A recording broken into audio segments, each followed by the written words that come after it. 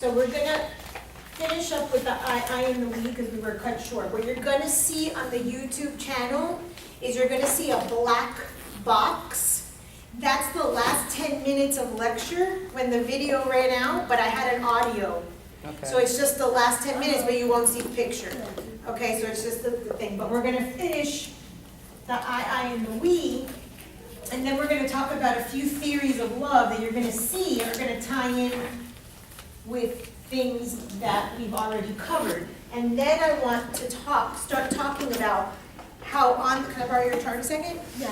I want to teach you 5 key things today on the chart. Okay, so you'll have to take good notes, because then once we start doing more, you're gonna see. We're gonna look at the moon, okay? The moon is the pregnancy, so write that down. It's the equivalent of the model. The regular moon, not The blood regular moon, yes. Okay, so this was the pregnancy. And do we remember what happens during pregnancy? What part of the subconscious is formed? Wait, when you're pregnant? Isn't that like your emotions? Exactly, it's the emotional body. So what are the 4, let's just recap. What are the 4 ways the subconscious is formed? This should roll off your tongue. 1 is on the board. 1 is on the board, I just said it, you just responded. Pregnancy, okay. Oh, What's the first? Conception, yes. Oh, we're talking about the origin story then. Well, the Conception. origin story is conception. There's 4 layers to the subconscious. Remember this? No, right, but the way So I there's know. 1, 2, 3, 4. No, I know, but the way I remember it is the origin Origin story story, that that's comes fine. Okay, so before. this is where psychologists start, which is 0 to 7. Yeah. This is where psychology starts. But we Oh, start here at conception, pregnancy, what else? Oh. What happens after? Hold on, yeah, because Birth? I have it. Birth, Birth, yes, yes. the birth And then process. 0 to 7, right? And then the 0 to 7. Yeah. And the 0 to 7 is above because it's the story that we remember. It's the narrative, it's the characters, it's our culture, our family. Right. Okay? You could see every single one of these on your chart. Okay? So what I have done is I have taken my model and found a way to find this in the chart. And I want you guys to see it. Because, so right now Jennifer says that her daughter is figuring out things for her career and so forth. And the counselor picked up that she speaks from a water element. That's in my terminology. And she figured out that she would be a good teacher. She obviously has empathy. She probably has intuition. She probably speaks from feeling words. So her moon is probably in Cancer or a water sign because we're listening for water. Now these are my words. She has her own theories from educational, childhood education that she studied, and those are the theories she's going to use. That's why it doesn't matter which theory you use. And one of the reasons that I gave you the handouts today for Sternberg, Rice, and Lee are because these are other theories of love. So you'll see how they overlap with what I've already taught you. There's need fulfillment. There's agape and erotic love on Lee. Sternberg, we're going to talk a little bit about compassion, passion, and intimacy. We talked a little bit about how sex, it goes low as intimacy, as compassion, and more connectedness. When we're with someone over a long period of time, we're not as passionate. So you'll see that we're repeating the same thing over and over. You get to pick what theory you work with. It doesn't matter. I'm just giving you all different ways. So using the chart, you're going to be able to see by the end of today the 4 layers. The 0 to 7 is easy because that's the person's story. But especially these 3. And we're going to start, just because we're talking still about love, we're going to start with the moon. So the moon on the chart is pregnancy and the emotional body. Very important. You want to know the person's emotion. Why is the emotional state so important? First of all, what part of the brain is speaking? There's 3 parts of the brain. What are they? Reptilian, limbic. Reptilian, Limbic is the emotional one. limbic, Is it the prefrontal? Wait, no. close, neo. Neo. Okay. Neocortex. So the neocortex is the thinking brain. What part of our story would be the thinking brain? 0 to 7. 0 to 7, because you have your story and you remember that you went to graduate school, or that you went to, your mother was in graduate school, that you went to kindergarten, things like that. So this is going to be more of the 0-7. What's the limbic? Emotional. And what part of? You learn your pregnancy is when you learn your emotions, right? Yes, so pregnancy and birth, Okay. because birth is also emotion, it's just how you transition into things. So your limbic is going to be your pregnancy and your birth. And what part is going to go with the reptilian? I guess conception. Yeah. Your conception story, because it's your survival. If you think of just being conceived, is the sperm going to get to the egg or not? Will I make it? My mother's thinking, I'm having sex, I don't want to get pregnant. You're going to have that in your origin story, that survival, that fight or flight. So this is going to be with origin or conception. Are you seeing how everything is layering? How all the parts are fitting nicely? It doesn't matter what you call them, it's all the same story. Okay, so I'm just giving you 100 different ways to learn the same information. Okay, so you're going to see the moon as the pregnancy. Your inner child. Who remembers the inner child? Where do we see in the model the inner child? Which step? Play. Which one that comes out of these? Okay, in the 7 steps, what's the first step? Hold on. Everybody is mother or father. All of that. Okay. Okay, so in the 7-step model. Step 2. What happens after you know that the person, place, thing, or situation is mother or father? Is everything a mirror? What was that? Everything's a mirror. Everything's a mirror. What don't I like about this person, place, thing, or situation? What did I tell you is, or who is speaking when they answer that question? The inner child. The inner child is speaking. Why? Because it's what They need. it's what they need that they didn't get. Exactly. Okay? The inner child is on the cusp of the 5th house. So, let's draw a chart that I never know how to do.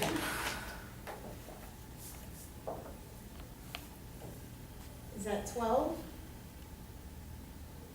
No, right? 1, 2, 3, 4, 5, 6, 7, 8, 9, 10, 11, 12. Okay. So these lines are called cusps. They're like the pizza pie slices. So go 1, 2, 3, 4, 5. Find the number 5, and it's the line to the left. This is your inner child.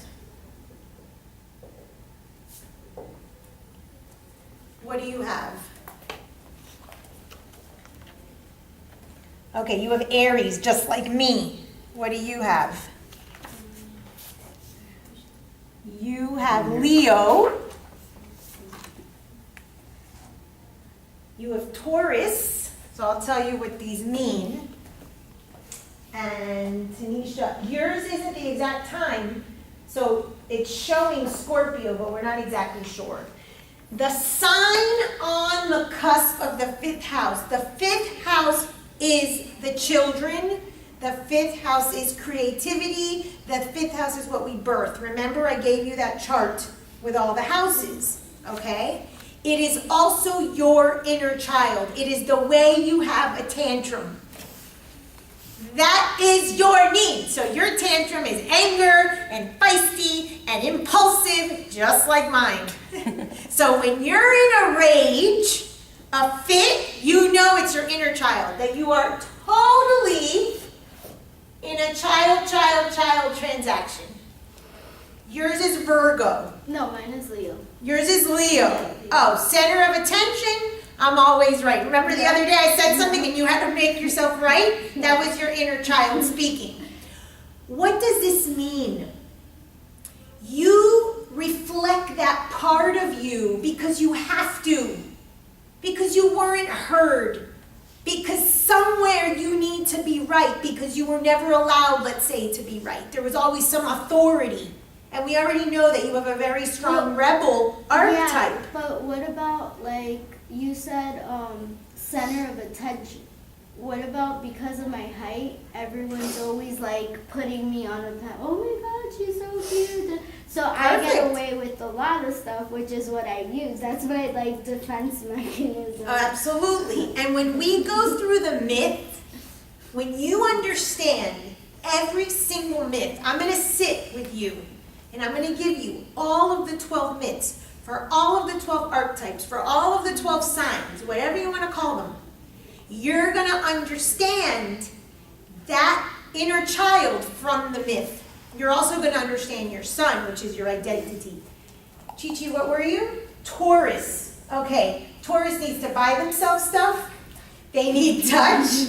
They need food. They need warmth. Very tactile. True? So when you're having a bad day, we're going to see her with a new outfit. And Tanisha, we don't know, because we don't have the exact time, but you and I will sit one day and tweak it. I'll ask you signs of your parents and your brothers and sisters and things like that, and we'll be able to tweak it a bit. Not so much changes, but that in particular one will change, and it's Scorpio. So let's say that her inner child is indeed Scorpio. That would be control. I need to control. I'm quiet, but I'm planning my move. It also could be that she forms a crisis. Okay, so Scorpio would be, she could form a crisis to get what she needs or get what she wants. What is the purpose of the inner child? When I say, what don't you like about said person, place, thing, or situation, why do I say, go and find out what your inner child is saying? Why do we care what that little person inside of us is saying? To what they needed or what they... Say it, you got it. Like what they needed or what they didn't get. That's exactly right. It's what they need and didn't get. They are trying to get need fulfillment. What is the benefit of you knowing when your inner child has an outburst? When you go buy yourself something, or you want your lover to buy you flowers, or you want to eat a nice pastry, my personal preference is an almond croissant, which I've had twice, I think, this week. I gotta cut that out. I put myself on a Susie Orman diet. You guys know who Susie Orman is? So Susie Orman is like the Oprah. I think Oprah might have even discovered her, I don't know, but of finances. You know how Oprah's like the spirit and all of that? She's of the finances. So when I put myself on a diet financially, a Taurus not liking diet, Pisces doesn't like Susie Orman diets. Because we're not of this world, so we shouldn't have to worry about things like budgets, you know? I watch what I spend. And usually most of my expenses go to food, eating out. It's such a big category, right? So I put myself officially starting today on a Susie Orman diet. But she would not like that. Let me tell you a story. True story, my client. The client, she lives in Washington. And we're on the phone, and I see her cat. And I said, something's wrong with your cat. And she goes, my cat is sick. He hasn't eaten in days. So, I do energy work. And what I see the cat is wearing is like a tight, straight jacket, like a jacket like this, that he is tight. So I unzip, I'm talking energy. I'm clairvoyant, so I get an image. I see it, I take off the jacket, and she's like, I don't know what you just did, but he just went to the food bowl and he just ate. And I said to her, I said, somewhere in your life, because our animals will reflect us. The animals will take on the energy of what we are trying to suppress or withhold or not work through, not process. I said, somewhere in your life you are putting yourself in a straitjacket and you're being too rigid with yourself. And she says, my budget. So the cat got so sick. Look how the subconscious works, people. This is phenomenal. The cat got so sick that she had to take him to the vet and spend like $400 or $500. So she created a space where she had to spend the money. Her repression and suppression of not spending money was so tight. She went so 0 to 100 that she had to create an illness in the cat so that she could spend money and have that psychological orgasm and go, oh, I spent money. Who the hell wants to spend $400 or $500 on a cat? Hell, that's a nice, few pieces of wardrobe. Oh my God, I have to tell you this. One of my clients sent me a Nordstrom gift card yesterday. She said that she's been watching all the videos and she couldn't keep up. There's so much information. She sent me the gift. I was like, oh my God. I'm telling you, I've been getting all these comments and just beautiful. And I was like, it's like you with the way, like, I cannot tell you how, like, just loved and supported I feel. So she created that cat getting sick. And we were talking about that. Turned out to be her session. You could put yourself on a Susie Orman diet, but you can't go crazy. It's just like when you take everything out, all of a sudden you're going to eat it when you get off the diet type of thing. The same thing happens with our inner child. If you suppress and repress your inner child, it's going to come out with a vengeance. And the 5th house cusp is that thing. I have a question. What do you have? How do you know where to start with the houses? You always start at 1. Good Oh, question. that's You one? always start at the ascendant is the 1.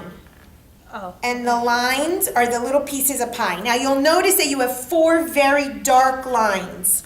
Remember I told you about the cardinal cross? And I told you ascendant, descendant, IC, midheaven?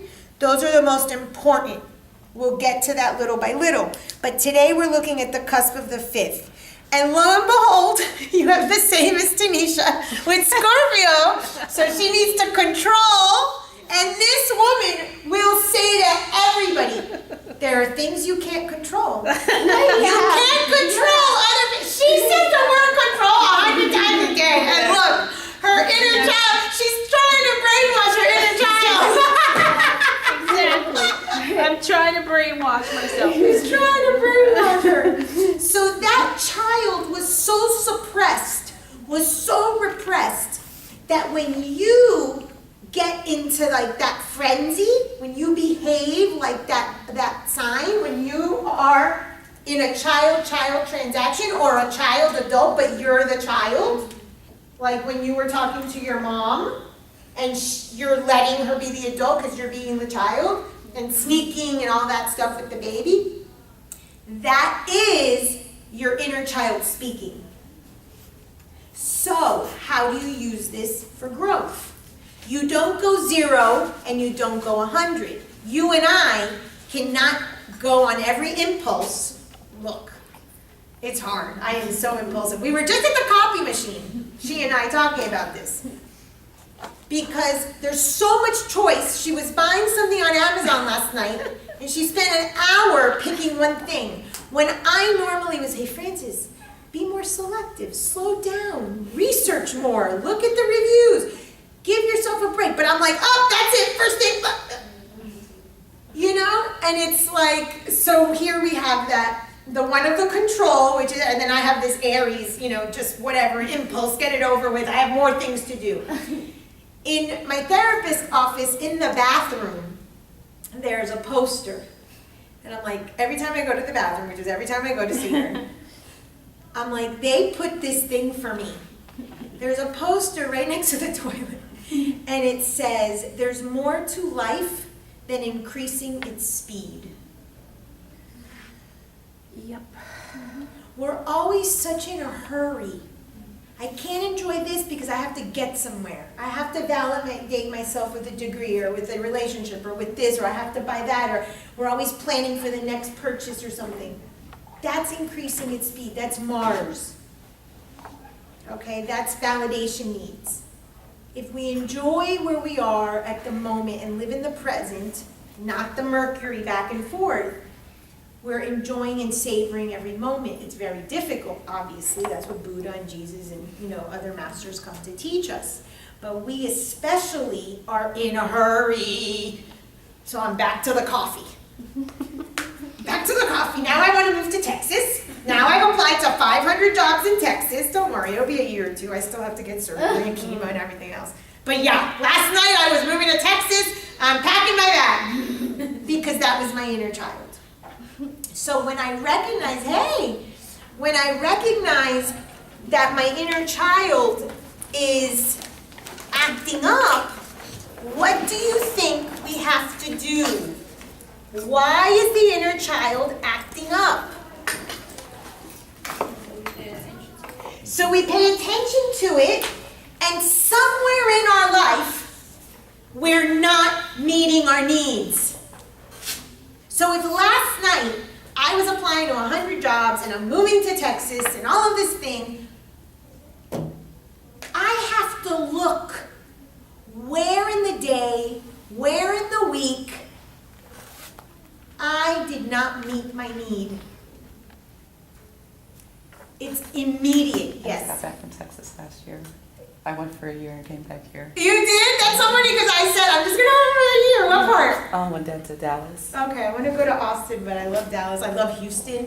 And Brene Brown is from Houston, and they have this huge labyrinth society in Houston. I went, I think it was 2 years ago for a conference. Oh my God. But I am. No, I picked up, I'm like, I'm moving to Texas, and within like a month I went to Oh, Texas. you did it that. Yeah. You see? Inner child.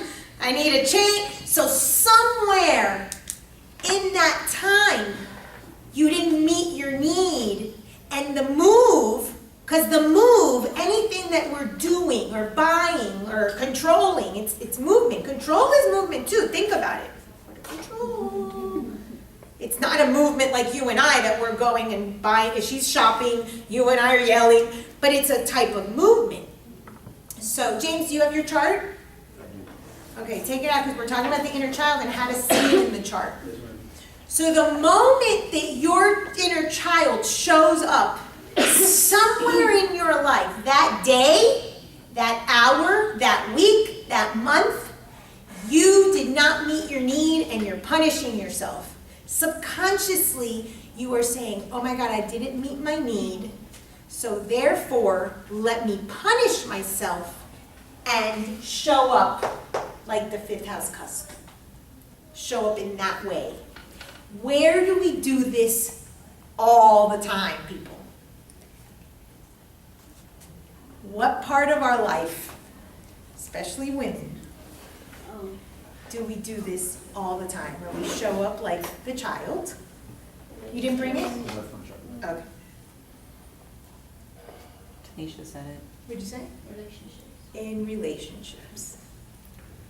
He didn't buy me flowers. He should have gotten me a bigger gift. It was only a $20 dinner. He should have taken me to a fancier restaurant. That's the Taurus. The Scorpio is wanting to control everything. You'll decide when the teddy bear moves out of the bed and he goes in it. You and It's funny, you got I. a huge teddy bear on my bed. I know, you taught us. Adriana, which is mine? Oh, you left yours downstairs. I'll get it. Then how are there two? No, this is Trisha. No, the cup of coffee. Oh, which cup is yours? Yeah. I thought you meant the chart. That one. Oh, okay. Sorry. So, which is your sign? Leo, Well, from inner child. in the inner child. So when she doesn't get her way, the inner child has to do something. So maybe you pick a fight. Or maybe you're in a situation and you manipulate so that you're, like you said, you use it for your best interest. But guaranteed that when your inner child shows up and you are in a child-child or child-adult transaction, you are having a temper tantrum and you want someone to meet your needs, and you still to this day, no matter if you talk about it like me all day and teach it all day, I still don't know how to meet my needs, even though I know all this shit, because I'm a big fat baby like every single one of us. I remember George Bush, when he was asking for money during the wars, he gave a speech and he said, all children, like donate $1, all children donate $1, something like that. And it was very clever because every single one of us is a child. We're all children of someone. And I thought that that was like really, whoever wrote that was very clever because they pled to the inner child. Wait a minute, I have a mom, and everyone's mom, not everyone's mom, but you know, it's like, oh wait, because if you're not a child, you were never born. You never had a conception. And then you would be non-existent. So therefore, that $1 donation was to say, wait a minute, I exist. And I thought that was so, so clever because it pled. It's just like in the Christmas song. Children from, what is it, something to 99? Oh. The Nat King Cole song, Yeah, chestnuts roasting on an open fire. Children from whatever age to 99 92 or 92 to 92 will or be 5. waiting up to see, you know, Santa or whatever. It's to imply that we never grow up. We don't grow up. And where we least grow up is in relationships. So our inner child is constantly coming out from in our relationships because we want to get what? Our needs met. So here is Rice's Wheel of Love. So I gave 4 theories. Well, it's actually 3. Sternberg has 2, Lee and Rice. And what is, it starts with rapport. That's like the friends. When you're meeting, or as the kids say these days, oh, I'm talking to someone. Okay, that's the rapport, talking. Self-revelation. What's self-revelation in the relationship? Figuring out about yourself. Exactly, that's when you're getting to know one another, you go on the date, you talk about your kids, you talk about your job, you're slowly giving information about yourself. It's like a job interview. It's exactly a job interview, but for your heart. And it's what part of the brain? The limbic. The limbic, the emotional. Job interviews are neocortex. You're showing up, you're giving your resume, you're wearing your dress with your heels, with your new wig, and and you know that you are gonna be asked about the mission of the company and the values and your job experience. You're going here. The job interview of a relationship, it's here. It's here. You're all emotion. You're reacting to everything that person says or does. You're comparing it. You're looking at your parents. It's all subconscious from your parents' moment of conception, things that you don't even know why you're reacting to. Then, mutual dependency. I find this so intriguing. Okay, so this is just like the I, and the we. Right? The mutual dependence.